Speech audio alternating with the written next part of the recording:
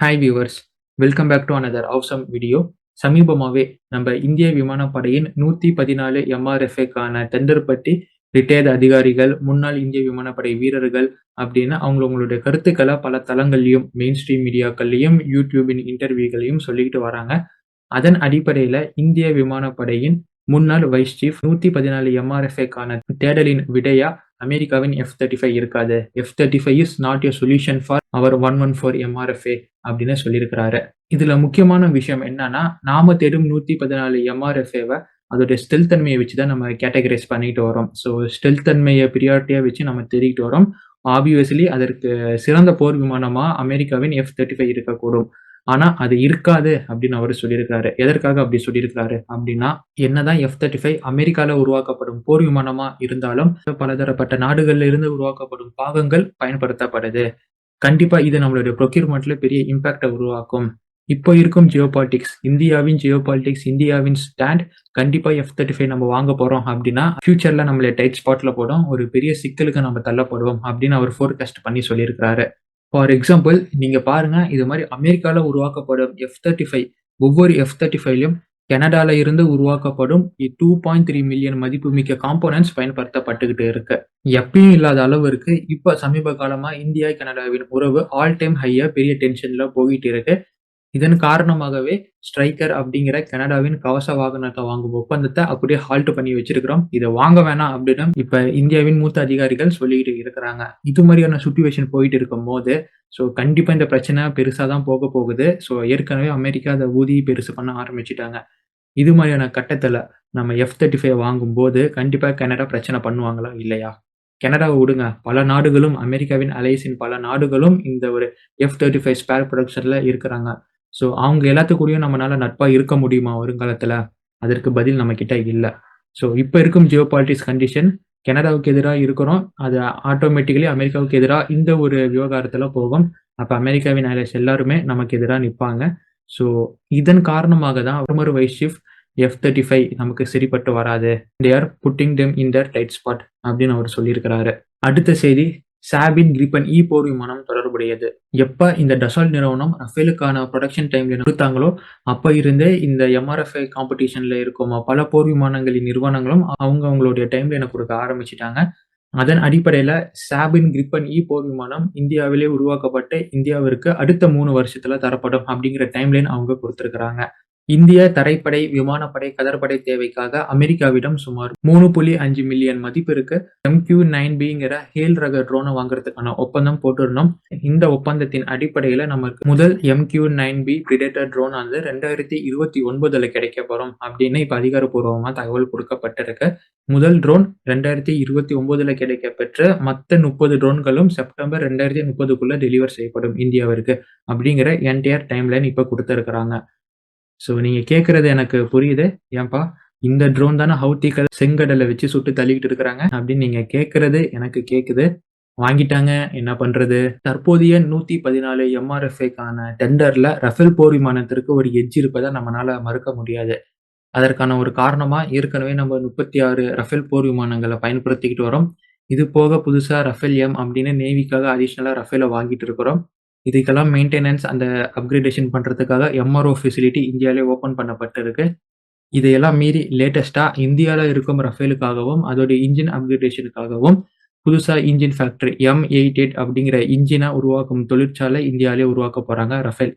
So இது மாதிரியான அனுகூலமான சூழல் ரஃபேல் போர் விமானத்திற்கு இருப்பதுனால சப்போஸ் 114 MRFA போர் விமானத்திற்கு ரஃபேல் தேர்வானுச்சுன்னா நம்ம ரஃபேல் போர் விமானத்தை பிரான்ஸ் கிட்ட இருந்து கொள்முதல் பண்ணா நமக்கு காஸ்ட் எஃபிஷியன்சியா இருக்குமா? இல்ல இந்தியாவில உற்பத்தி பண்ணா காஸ்ட் எஃபிஷியன்சியா இருக்குமா?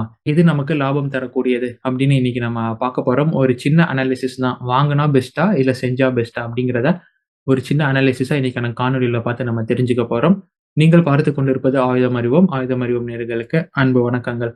வாங்க இப்ப விரிவான காணொலியை பார்த்து உண்மை என்ன அப்படின்னு தெரிஞ்சுக்கலாம்.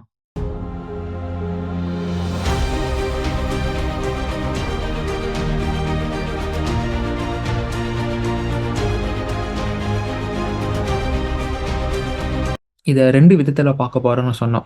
அந்த வகையில ஃபர்ஸ்ட் ரஃபேல் விமானத்தை டைரக்ட்டா பிரான்ஸ் கிட்ட இருந்து வாங்குனா எவ்வளவு செலவாகும்னு பார்க்கலாம். ஏற்கனவே நம்ம விமானப்படைக்காக 36 ரஃபேல் போர் விமானங்களை பிரான்ஸ்ல இருந்து தான் கொள்முதல் பண்ணியிருக்கோம். அதற்காக இந்தியா செலவு பண்ணது 8.7 பில்லியன். இதை இந்திய ரூபாய் மதிப்பில் கன்வெர்ட் பண்ணோம்னா 870 கோடி நம்ம கொடுத்து வாங்கியிருக்கோம். இந்த 870 கோடி அப்படிங்கிறது வெறும் 36 ரஃபேல் போர் விமானங்களை தயாரித்து வாங்குறதுக்காக மட்டும் இல்லை, அதில் இருக்கும் டிஃபால்ட் வெப்பன் பேக்கு பதிலாக கஸ்டமைஸ்டு வெப்பன் பே செய்கிறதுக்காகவும் மெயின்டெனன்ஸ் பேக்கேஜும் இந்திய விமானிகளுக்கும் இன்ஜினியர்களுக்கும் ட்ரைனிங் தரவுன்னு கம்ப்ளீட்டாக அந்த போர் விமானத்திற்கு தேவையான பேக்கேஜுக்கு தான் நம்ம 870 கோடியை கொடுத்துருக்கோம். இந்த சப்போர்ட் சர்வீஸ் அண்ட் அசசரிஸ் எல்லாமே உள்ளடக்கி ஒரு ரஃபேலின் விலையானது 241 மில்லியனுக்கு, அதாவது 24.1 கோடிக்கு கொள்முதல் பண்ணியிருக்கோம். இதெல்லாம் 2016 நம்ம பேசி ஒப்பந்தம் போட்டோம். 2016 இருந்த பொருளாதாரமாக இப்போ இருக்க கண்டிப்பாக இல்லை, பலவும் மாறி இருக்கு. முக்கியமாக இன்ஃப்ளேஷன், ரா மெட்டீரியலுக்கான டிமாண்ட், டிபெண்டன்சின்னு பல ஃபேக்டர்கள் இங்கே கீ ரோல் ப்ளே பண்ணுது. அப்போ ரஃபேலை வாங்கணும்னா மேலே சொன்ன ஃபேக்டரின் படி பல மடங்கு இப்போ விலை உயர்த்தப்பட்டிருக்கும். Raw material, labour cost, production, இன்ஃப்ளேஷன்னு வருஷத்துக்கு 5% நம்ம கிராஜுவலாக இன்ஃப்ளேஷன் உயர்ந்திருக்குன்னு வச்சிருக்கலாம்.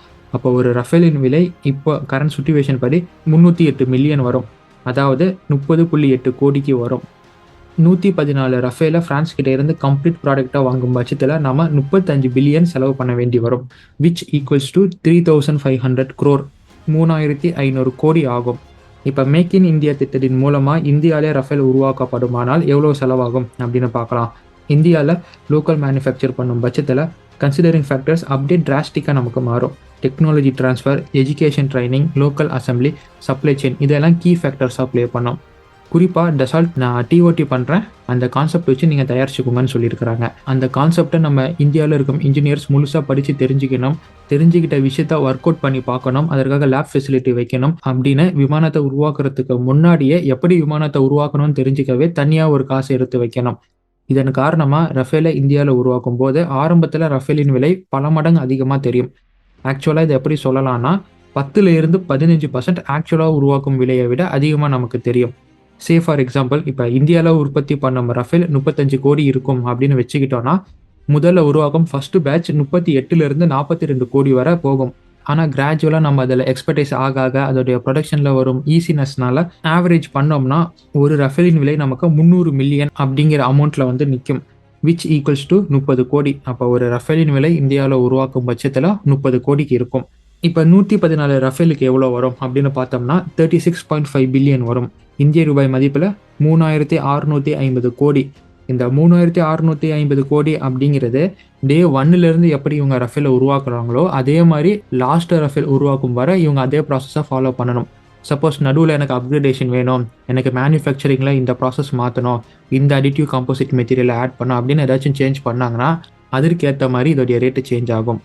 கன்க்ளூஷனாக 114 ரஃபேல் பிரான்ஸ் கிட்டே இருந்து நம்ம வாங்கினா 3500 கோடியும், அதுவே இந்தியாவில் உருவாக்கினா 3650 கோடியும் வரும். ரொம்ப பெரிய வித்தியாசம் இல்லை. நான் ஏன் இப்படி சொல்கிறேன்னா, ஒன்ஸ் ரஃபேல் இந்தியாவில் மேனுஃபேக்சர் செய்யப்பட்டால் அப்கிரேடேஷன், மெயின்டெனன்ஸ் போன்ற பல இடத்துல நமக்கு ஆதாயம் கிடைக்கும். டெக் அசிஸ்ட் இந்தியாவிலே கிடைக்கும். ரொம்ப முக்கியமாக இந்தியாவில் இருந்து மற்ற நாடுகளுக்கு இந்த ஃபெசிலிட்டியில் இருந்து ரஃபேலை உருவாக்கி ஏற்றுமதி பண்ணவும் முடியும், இல்லைனா அதோட ஸ்பேர்ஸை நம்மளால் ஏற்றுமதி பண்ணவும் முடியும். இனிஷியல் இன்வெஸ்ட்மெண்ட், செட்டப் காஸ்ட் அதிகம் அப்படின்னு நம்ம நினைச்சாலும் ஆனால் அதற்கு பின்னாடி வரும் ஆதாயம் ரொம்ப பெருசு.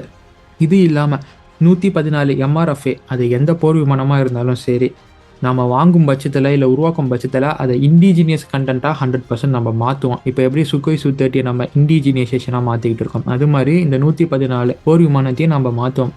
ஸோ அப்படியேப்பட்ட நேரத்தில் நம்மளால் வந்து டெக் அசிஸ்டன்ஸுக்காக மற்ற நாடுகிட்ட நின்றுட்டு இருக்கிறதோ, இல்லை மெயின்டெனன்ஸ், இல்லை அப்கிரேடேஷன் ஃபெசிலிட்டி, இல்லை OEMக்காக மற்ற நாடுகள்கிட்ட நின்றுட்டு இருக்கிறதோ குறைக்கப்படும்.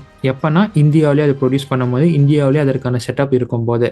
இதையெல்லாம் கணக்கு போட்டு பார்த்தா இந்த 650 கோடி அப்படின்னு பார்க்காம இந்தியா 114 MRFAவை இந்தியாவில் உற்பத்தி பண்ணுறது தான் சரியாக வரும்னு நான் நினைக்கிறேன்.